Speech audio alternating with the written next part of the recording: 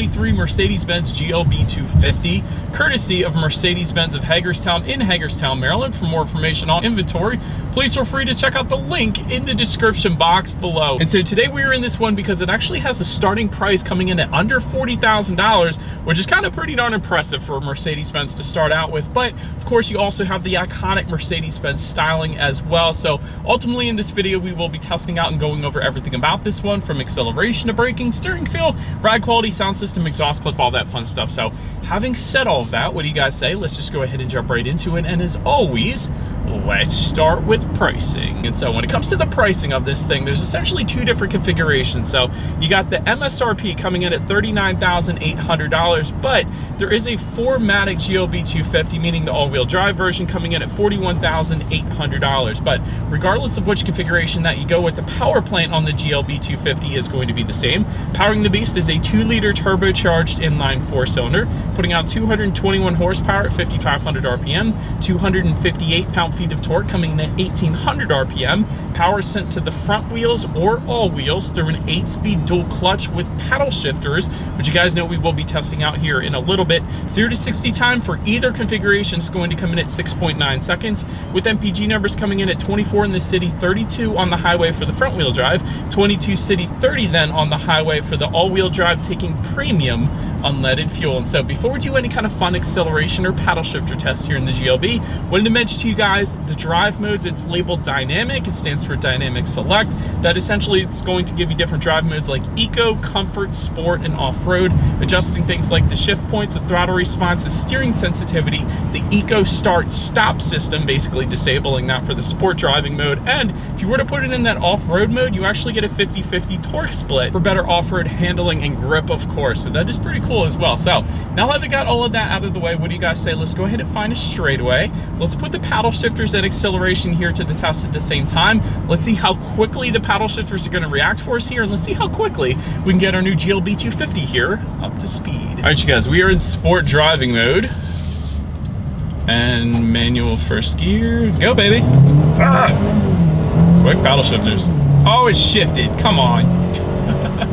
All right, so the cool thing is it does tell you when to shift, but if you don't shift, it's going to shift. So I don't know if that's a good thing or a bad thing. I kind of wanted a full manual shift mode there because I put it in sport driving mode. It's saying I'm in a manual shifting mode here, but it's still going to shift for you if you wait a little bit too long. Now, having said that, this thing is pretty darn quick, and there wasn't any turbo lag whatsoever because this is a turbocharged engine, of course, and a lot of times you are going to get turbo lag, especially with the turbocharged 4-cylinder, but that was not the case in the GLB250, so I love that. So plenty of an acceleration, not going to have any issues emerging onto the highway. Paddle shifters are incredibly quick, although I don't really like that they shift for you, so I'll just put it that way. But anyways, to go along with that acceleration, as always, braking is equally important. So as expected, you will find 4-wheel disc brakes coming standard, but I did want to also mention there are a couple AMG line packages, and they will add perforated front discs with painted calipers as well to kind of stand out. So a little bit of braking with the perforated front discs, so I like that. As far as braking feel goes, it's excellent. Mercedes-Benz always does an amazing job with their braking feel. It definitely leans on the firmer side of things. It's not a soft braking feel whatsoever, so it does instantly bring you to a stop, so I am a huge fan of that. Then touching on suspension and handling, up front you're going to get an independent 4-link front suspension, in the back independent 5-arm multi-link rear suspension, and I did want to also mention there is an adaptive damping suspension that goes for $850. And by the way, fun fact for you here, for the 2022 GLB250, that option went for $990, so got a $140 decrease in price there. So, and actually I always like to recommend that one, and here's why. Essentially it monitors each shock absorber individually, not only adjusting to the road imperfections, giving you a smoother ride, but it is going to also tighten up that suspension during heavy cornering, giving you better handling. So it's going to give you the best of both worlds. So if you want a smoother ride, if you want better handling, it's only an extra $850. And like I said, it is a noticeable difference when you drive both of them, really, for any manufacturer. So I always like to recommend that one. That's one personally that I would go with, being a person that really tends to favor the driving dynamics of the vehicle. So did want to mention that. But overall, as far as ride quality goes, these roads are plenty fine, and that was one of the first things I muttered to myself. This is a very smooth ride here in the GLB250, so no issues there. As far as steering feel goes, it's fine. Even in comfort driving mode, it kind of tends to lean a little bit on the heavier side of things, but honestly, I would say it's just right. It's certainly not super heavy, but it's just right for what the GLB is. As far as cabin noise goes, I'm going 31 miles per hour right now. Not a whole lot of wind noise coming into the cabin. There was a little bit of road noise at higher speeds, but that's to be expected in an SUV like this. But honestly, cabin noise certainly isn't that bad. Touching on visibility, this second row headrest kind of impede visibility a little bit, but other than that, because of the shape of the GLB, you certainly shouldn't have any issues with rear visibility there. So I personally didn't have any issues. But one other thing when it comes to forward visibility is rain sensing windshield wipers actually do come standard on the GLB250. So whenever this thing detects any kind of mist or rainfall, it's going to automatically turn on those windshield wipers for you. So it's just one less thing you got to worry about there as well. But that pretty much rounds out the performance segment of this review, you guys. Let's now go ahead and take a look at the exterior of our brand new 2023 Mercedes-Benz GLB 250. All right, so here she is, you guys, the new 2023 Mercedes-Benz GLB 250, finished in night black, in case you were curious of the exterior color name on our particular vehicle here. But did want to first start with where this one is actually made, because you guys know, although Mercedes-Benz is a German company, that doesn't necessarily mean that it is built there. But in the case of the GLB 250, the VIN number does start with the letter W, indicating that this one is built and assembled in Germany. So that's pretty cool. But anyways, let's go ahead and start up front on the GLB here. Silver twin slat design to the front grille. That is going to be the standard configuration, at least. However, if you were to go with one of those AMG line packages, you will get a diamond black front grille, which is traditionally what Mercedes-Benz has had for quite a while now. Illuminated star, that is an available option that goes for $350 if you were interested in that. I've passed Mercedes that have had that at night before, and it looks dang cool, so I'm a fan. But anyways, to the sides, LED headlights with LED daytime running lights do come standard. Also get the automatic feature, meaning headlights will turn on automatically for you when it starts to get dark out at night. Do want to mention that there is an exterior lighting package that goes for $900, and that is going to give you automatic high beams, meaning if you have your high beams on at night and it senses a vehicle coming in the opposite direction, it's going to automatically dim them back to low beams, and when that vehicle is gone, it's going to automatically bounce it back up to high beams then. And active bending headlights as well, meaning if you're going around a bend at night, these headlights are going to swivel dependent upon the direction of your steering angle, better help at illuminating what is around that bend, so you're less likely to hit a deer or a cyclist or something like that. So that is pretty cool. I do love the LED fog lights down below as well. You do get some chrome accenting found on that front lip to go along with it all. So again, it looks just like last year, but it still looks dang good, especially in this night black exterior that we have here. But anyways, that pretty much rounds out the front end. Let's now go ahead and make our way to the side. All right, so but now since we are around to the side of the GLB, aluminum roof rails do come standard. Chrome window surrounds also coming standard as well. Rear privacy glass also coming standard. Taking a look at the side mirrors, they are body colored power adjustable side mirrors. They are actually also heated with LED integrated turn signals, so I do like all of that. I like the chrome accenting found on the door handles, and taking a look down at the side skirts, there is matte black side skirts. You can't tell as much with the black exterior that we have today, but they are matte black side skirts with the chrome accenting found on them as well to tie along with all the other chrome accents, of course. Taking a look at the wheel setup, it will differ slightly dependent upon which configuration that you go with. The standard setup, though, is going to be 18-inch double 5-spoke alloys, but if you were to go with one of the AMG line packages, that will add to that 19-inch AMG specific alloys. And then there are actually plenty of 19 and 20-inch wheel designs available to really make this one your own. If you wanted to go that route, it is configurable on Mercedes-Benz's website, of course. But that pretty much rounds out the side profile here. Let's now go ahead and make our way to the back. All right, so but now since we are around to the back of the GLB, first thing I want to mention, I mentioned this last year, I believe, as well, there's actually no shark fin antenna or any antenna of any kind up top, which gives it a much sleeker look in my personal opinion. But do want to mention that rear spoiler with an integrated brake light, of course, does come standard. Rear window wiper back there as well. You guys can see the Formatic badging on the right-hand side back there if your GLB is equipped, of course.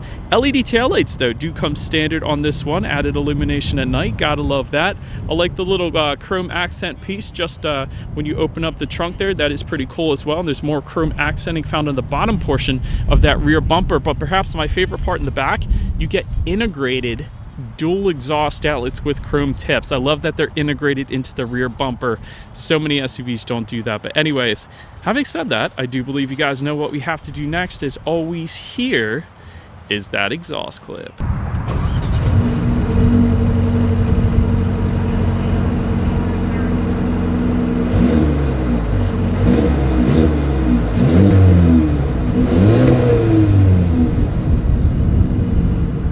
Alright, so now since we are around to the back of the GLB, when it comes to opening that rear tailgate, it is a power tailgate that does come standard on the GLB, so 100% love that. By the way, since this is opened up now, I did want to mention seating for 7 is available actually on the GLB. Now, it doesn't come standard, but is it available as an option for an additional $850 if you wanted to go that route. But again, since we're opened up here, cargo capacity comes in at 22 cubic feet behind that second row. With that second row folded down, that does bump up to 62 cubic feet. Even if you were comparing this to the BMW X3, X3 comes in at 62.7 cubic feet, so it's essentially the exact same in terms of cargo space between those two. But cargo lighting can be found back there. There is some netted storage in the corners. There's also grocery bag hooks. There is a 12-volt power outlet back there. There's some elastic straps if you wanted to throw something behind there so it doesn't slide around in the cargo area. There is a cargo cover, and this is the best part, you guys. If you lift up underneath of that cargo floor, there is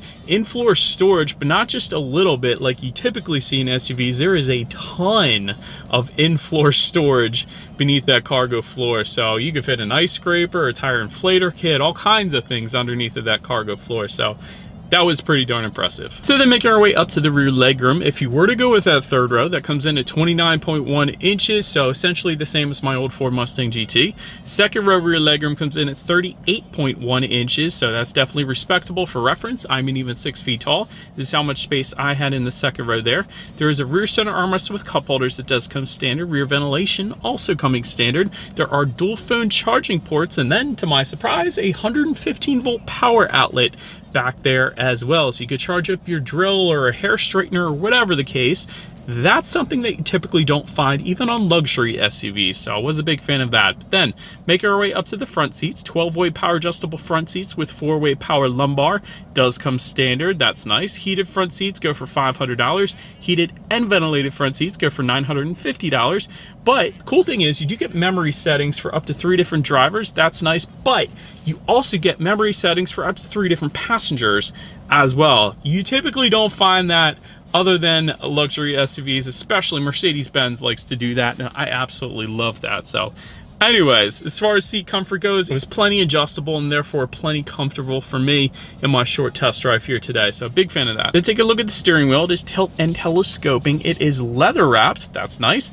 And if you wanted a heated steering wheel, that goes for $250. And the 10 and 2 grips are definitely bolstered on the thicker side, which I was also a fan of. Then make our way to the startup. Let me start by showing you guys the key here. All of your buttons are located on one side of the key. Lock is on top, unlock button, of course, and the button to pop the power rear tailgate there. But it is all keyless entry with a push button start. All I'm going to do here is simply put my foot on the brake and press that engine start button located just to the left of the air vents there. And so once started up, 7-inch digital gauge cluster is the standard setup. However, there is a 10.25-inch digital gauge cluster that is available. That's what you guys are looking at right now. And quite honestly, Mercedes-Benz does an absolutely wonderful job with their digital gauges. You have a digital speedometer, of course, trip A, trip B, what the outside temperature. And then if you hit the home button on the left-hand side of the steering wheel and you scroll all the way over to designs and display, you will have 4 different loadouts that completely change the look of the digital gauges, including classic, sport, progressive, and understated. And that's my favorite part about the gauges, because most other manufacturers will not give you the ability to change between 4 different, completely different loadouts. BMW doesn't do it. Hyundai and Kia, I know, don't do it. There are some, but in my personal opinion, Mercedes-Benz does gauges the best because of that particularly. So I was a big fan. But anyways, then making our way to overall interior quality, there is a panorama roof that we have today that goes for $1,500. 64 colors of ambient lighting that we also have today goes for $310. Universal garage door opener, we also have that with a frameless rear view mirror, by the way, so I like that. That one goes for $280. Wireless phone charger, that goes for $200 if you wanted that. There is some wood trim available that's found on the doors as well as just above the passenger side glove box. That looks very nice. But one of the coolest things about the interior here, and I think I said this last year, I don't remember, but The interior lighting here, it kind of fades in and out ever so slowly. So that's kind of a luxury feature. Usually you just turn it on and turn it off, but with Mercedes, it fades in and it fades out. So I was a big fan of that. Just below all the climate control buttons here, you do have a little bit of rubberized storage. There's a 12-volt power outlet there, phone charging port, dual cup holders. There's your touchpad controller for the infotainment screen. I'll get to that in a second. Within the center armrest, there is a decent amount of storage, and there's another phone charging port in there actually as well. But overall, when it comes to interior quality, Mercedes-Benz absolutely crushes it. I like the contrast stitching found on the doors here. Ambient lighting is better than any other brand. Particularly, I love the ambient lighting found around the air vents, kind of within the air vents, these fighter style air vents. So that is freaking cool as well. I like the wood trim, and everything is finished in a very high quality. So big fan of that. But now, like I said, let's go ahead and make our way to the infotainment screen. So the way this works is if you go with the 7-inch digital gauge cluster, you're going to get a 7-inch infotainment screen. You go with the 10.25-inch digital gauge cluster like we have, you're going to get a 10.25-inch infotainment screen. So that's what you're looking at again. And it is touchscreen, like I said, but there is a touchpad controller and buttons found just behind the cup holders there. That's another way you can control it, or you can also control it by simply saying, "Hey Mercedes, how can I help? Turn the radio on." Please say the name of the radio station. BPM. Mercedes is freaking smart, let me tell you guys. But Bluetooth and audio streaming does come standard. Android Auto, Apple CarPlay as well. You can adjust your climate control settings on the infotainment screen.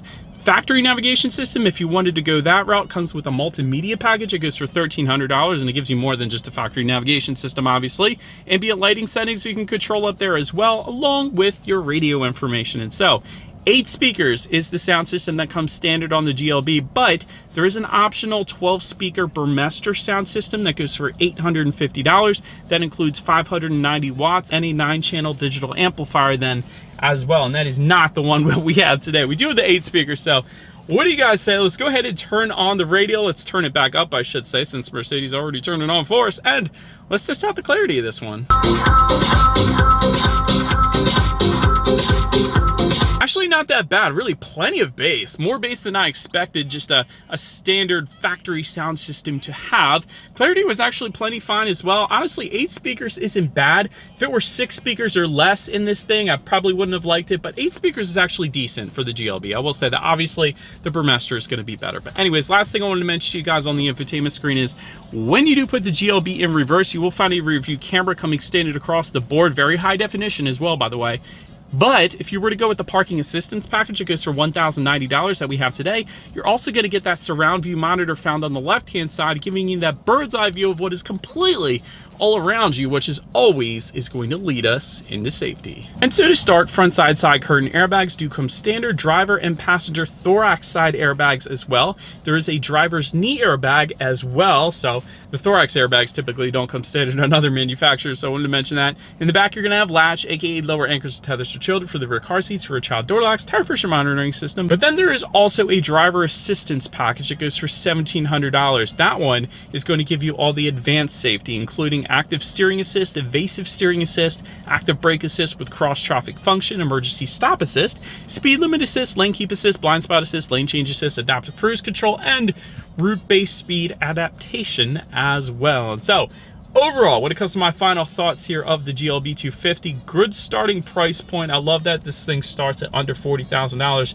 You typically can't say that with Mercedes, so I do like that. But having said that, there are so many freaking options available with the Mercedes, so that can definitely get quite pricey pretty darn quickly. Great interior quality, I will say that. Really, it's second to none. I love the wood trim. The ambient lighting is second to none. It's freaking amazing. Then back to room for improvement again. I think all of that advanced safety that I just rambled off, that should be standard, as it typically is on non-luxury brands like Honda and Toyota and Hyundai and brands like that. They give you all that advanced safety that comes standard, but you have to pay extra for it with Mercedes-Benz for whatever reason. So do want to mention that. But anyways, let me know what you guys think of the GLB250 in the comments.